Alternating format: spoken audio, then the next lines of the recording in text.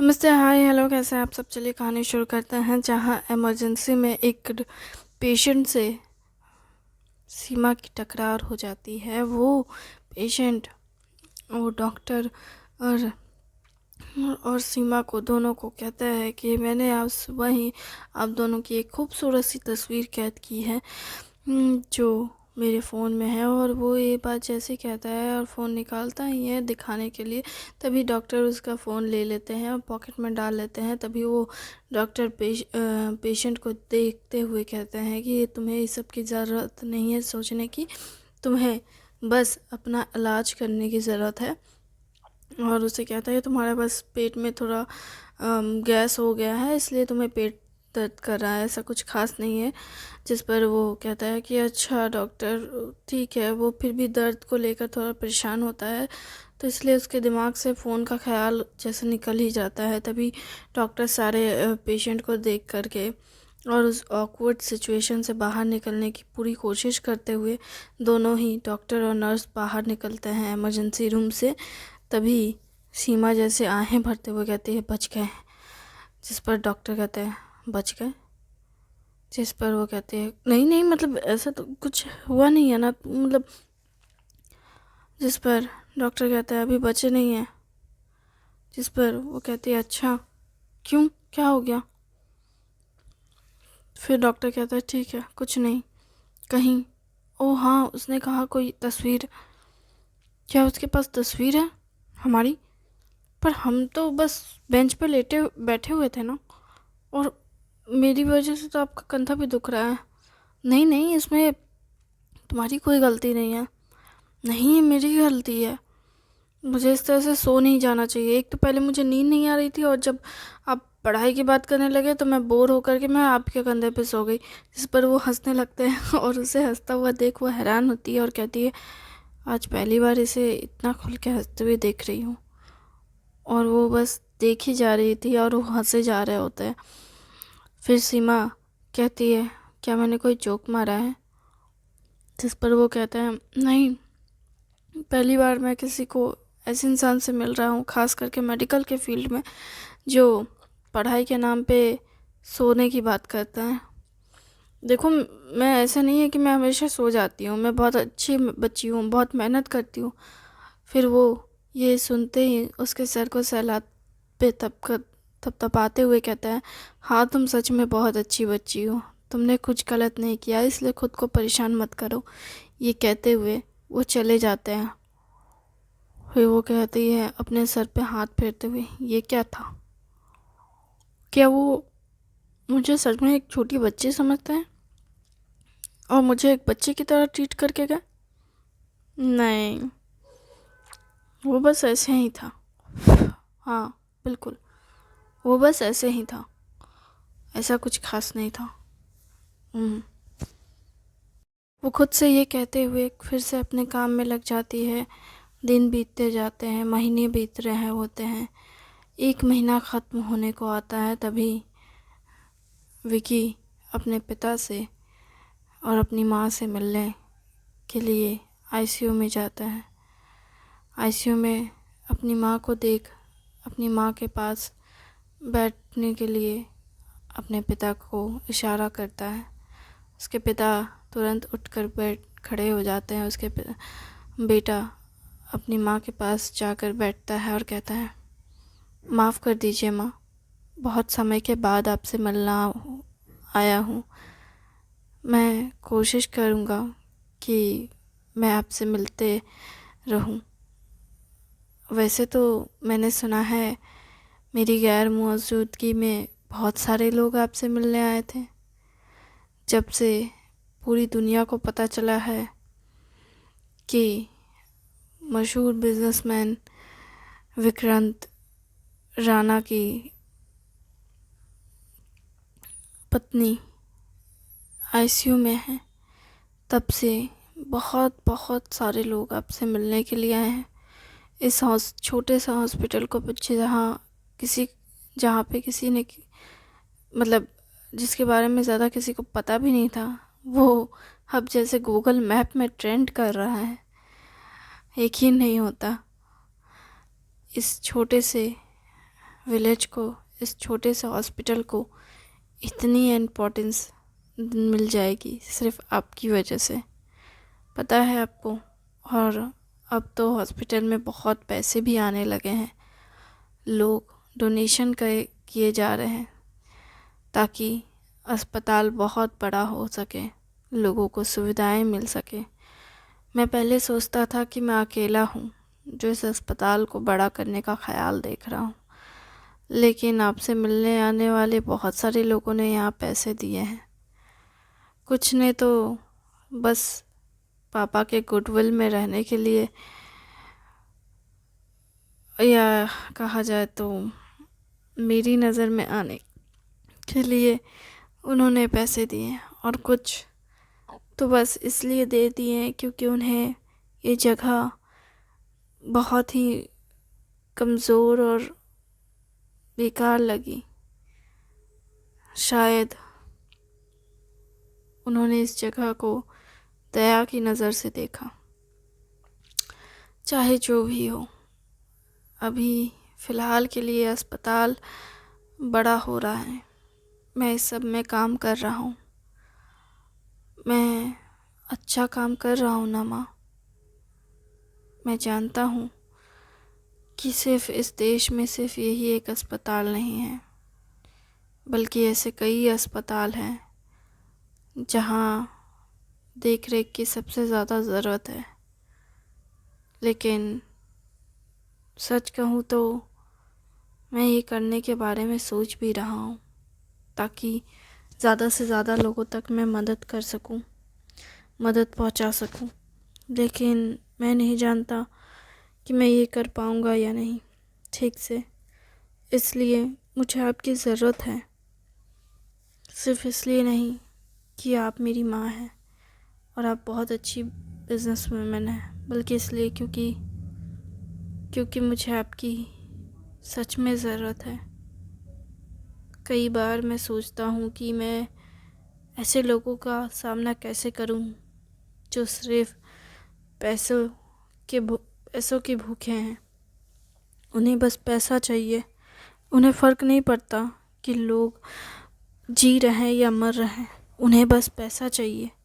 पैसे भरी ज़िंदगी जीने के लिए वो किसी भी हद तक जा सकते हैं। सच कहूँ तो माँ, मैं सोचता हूँ कि आपने और पापा ने कितना कुछ झेला होगा इस दुनिया में अब तक, सिर्फ मुझे एक अच्छी ज़िंदगी देने के लिए। माँ, मैं सच में बहुत लकी हूँ कि मैं आपका बेटा हूँ। मैं सच में बहुत बहुत ज़्यादा लकी हूँ। सच कहूँ तो इस दुनिया में बहुत सारे ऐसे लोग हैं जो हमारी फैमिली से जलते हैं, लेकिन बहुत सारे ऐसे लोग भी हैं जो आपको दुआएं देते हैं। आपको पता है माँ, मैं ऐसे कई लोगों से मिला जिन्होंने बस आपके लिए प्रार्थना की, क्योंकि आपने उनकी परिवारों को बनाया है। बहुत सारे गरीब बच्चों को पेट भर खाना खिलाया है। वो सब आपके लिए प्रार्थना कर रहे हैं। हमें कुछ हो जाएगा ना तो हमारे लिए प्रार्थना करने वाली सिर्फ आप होंगी, लेकिन आपके लिए तो प्रार्थना करने वाले बहुत सारे लोग हैं। आज मैं आपसे कहना चाहता हूँ कि आप उन सब के लिए जाग जाएं माँ। उन्हें आपकी ज़रूरत है, हमें आपकी ज़रूरत है। प्लीज़ माँ, आंखें खोलिए ना।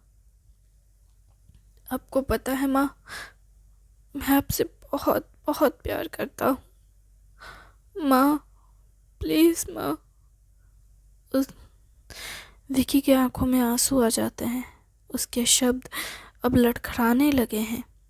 उसके पिता उसके कंधे पे हाथ रखते हैं और वो अपने पिता के जैसे बाहों में आकर सिमट जाना चाहता था, और वो गले लग जाता है और रोने लगता है और अपने पिता से कहता है, आप कहिए ना माँ से, माँ तो आपकी हर बात मानती है ना, आप कहेंगे तो माँ जाग जाएगी। मैं आपसे कह रहा हूँ ना, आप उनसे कहिए ना, वो जाग जाएंगी। वो अपने पिता को ये सब कह ही रहा होता है, तभी उसके पिता उससे कहते हैं, मैं तो कब से कह रहा हूँ पर वो जाग नहीं रही है, शायद वो अब मुझे पसंद नहीं करती, उसने मुझे छोड़ने का सोच लिया है। ये सुनकर तो विकी के जैसे पैरों तले ज़मीन खिसक जाती है। वो कहते हैं, आप ऐसा कैसे कह सकते हैं? हाँ, आप मेरी माँ से ऐसे कैसे कह सकते हैं कि माँ को आप छोड़ रहे हैं? मैंने ये नहीं कहा कि मैं उनसे छोड़ रहा हूँ, मैं ये कह रहा हूँ कि शायद उसने हमें छोड़ दिया। नहीं, बिल्कुल नहीं माँ। वो अपनी माँ के हाथ पकड़ते हुए कहता है, माँ आप इन्हें कहिए कि आप हमें नहीं छोड़ रहे हैं, आप मुझे इन्हें गलत साबित कीजिए, आप पापा को गलत साबित कीजिए। आप उनसे कहिए कि वो गलत है, आप हमें कभी छोड़ ही नहीं सकते, हम आपको छोड़ नहीं सकते। आप सुन रही है ना? हाँ, आपको पता है आपका बेटा बहुत अच्छे से काम कर रहा है, मन लगा के काम कर रहा है, अच्छे से सब कुछ कर रहा है। और आपने कहा था ना कि अगर अगर मैं शादी करूँगा तो आप मेरी बारात में नाचेंगी, तो आप ठीक हो जाइए, फिर मैं शादी कर लूँगा। आप जिससे कहिएगा उससे शादी कर लूँगा, बस आप ठीक हो जाइए, बस आप आंखें खोलिए ना माँ। उसके पिता उसे कहते हैं, बस करो, और कितना खुद को परेशान करोगे और माँ को, चुप हो जाओ। वो कहता है, आप चुप हो सकते हैं, मैं नहीं होऊंगा। पता है महीना भर से मैं सिर्फ पागलों की तरह काम कर रहा हूँ, इसलिए नहीं कि मैं अपने माँ को इस बिस्तर पे देखूं। मैं इतनी मेहनत इसलिए कर रहा हूँ ताकि मुझे ताकि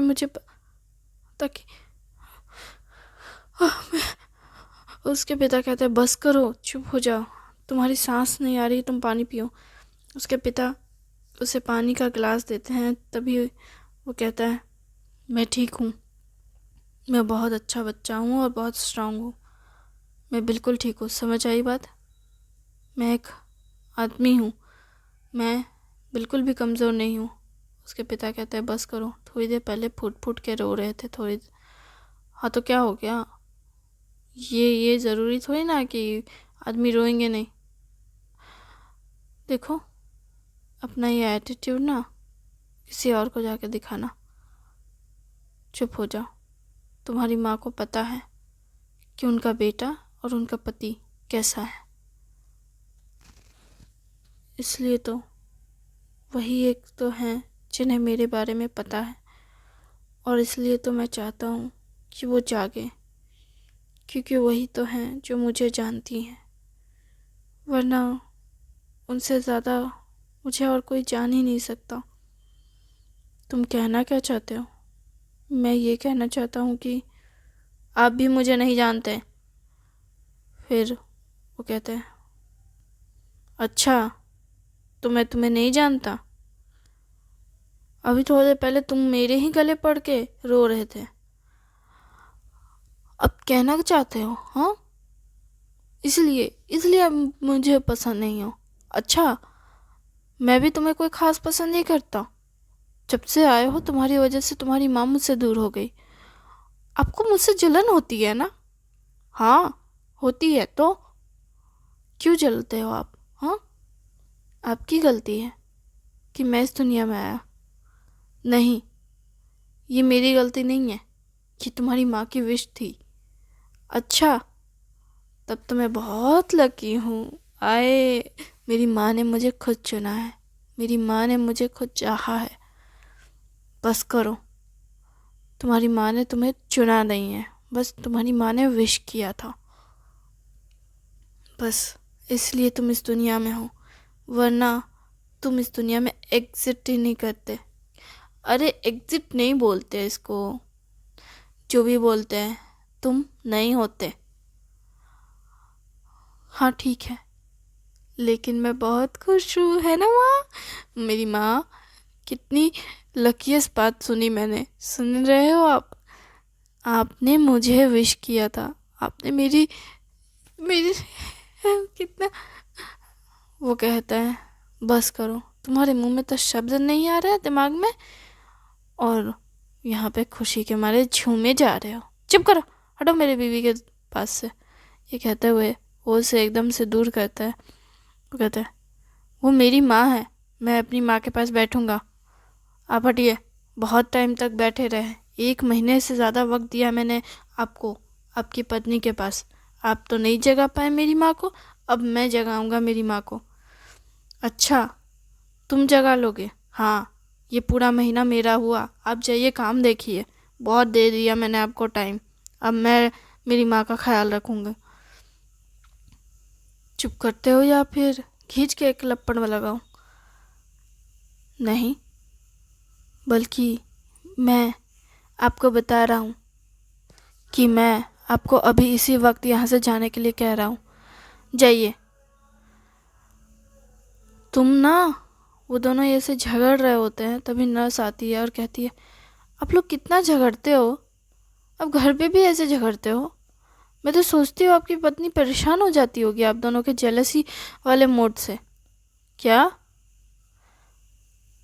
जिस पर नर्स कहती है ओ मैंने क्या बोल दिया।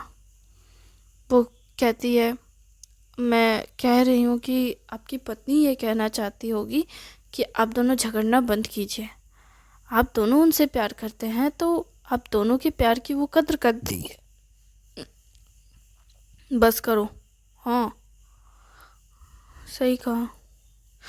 विकी कहता है, विक्रांत कहता है देखो नर्स, तुम्हें तो पता ही है ना कि मैं अपनी पत्नी से कितना प्यार करता हूँ।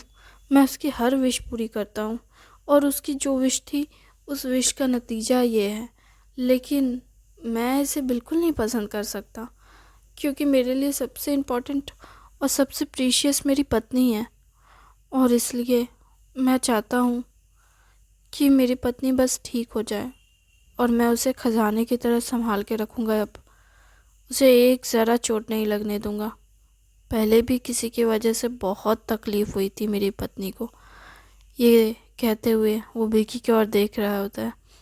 विकी कहता है देखिए ब्रैड, मैं ये नहीं कहूँगा कि मेरी माँ को तकलीफ़ नहीं हुई होगी, लेकिन मुझे लगता है आपसे कम ही मैंने तकलीफ़ दी होगी मेरी माँ को इमोशनली। तुम कहना क्या चाहते हो? मैं यही कहना चाहता हूँ कि मैंने भले मेरी माँ को फिज़िकल पेन दिया हो, आपने तो मेंटली और इमोशनली पेन दिया है। तुम ज़्यादा बोले जा रहे हो, बस करो। मैं बस करूं? आप बस कीजिए। फिर नर्स कहती है बस कीजिए आप दोनों, ये आईसीयू है, आप दोनों यहीं पे झगड़ने शुरू कर दिए फिर से। देखिए नर्स, गलती इसकी है, झगड़ा इसने शुरू किया। जिस पर वो नर्स कहती है गलती तो आपकी भी है, आपको क्या ज़रूरत है अपने बेटे को इस तरह की बातें कहने की? वो इतना बड़ा बच्चा हो गया है, आप उससे ऐसी बातें कैसे कह सकते हैं? देखा, नर्स भी समझदार है, कम से कम उम्र की है लेकिन बुद्धिमान है। ओए, कम उम्र की बुद्धिमान किसको बोलते रहे हो? हाँ, बुद्धिमान तो ठीक है, लेकिन मैं कम उम्र की ज़रूर हूँ, पर तुम्हारे जैसे नॉनसेंस बातों पे झगड़ नहीं रही हूँ, वो भी अपने पिता से। देखो नर्स, मैं मैं तो बस क्या? हाँ, आपको काम नहीं है? काम है ना नर्स। नर्स फिर दोनों को डांटती है और कहती है आप दोनों को ही शायद काम होगा, बड़े बिजनेसमैन हैं ना आप, तो जाइए जाके अपना बिजनेस संभालिए। पेशेंट का ख्याल रखना मेरी जिम्मेदारी है और मैं ख्याल रख लूँगी। आप दोनों के झगड़ों की वजह से मेरा बीपी हाई हो रहा है, आप लोग जा सकते हैं यहाँ से। आपकी वजह से परेशान होती है। Thank you very much.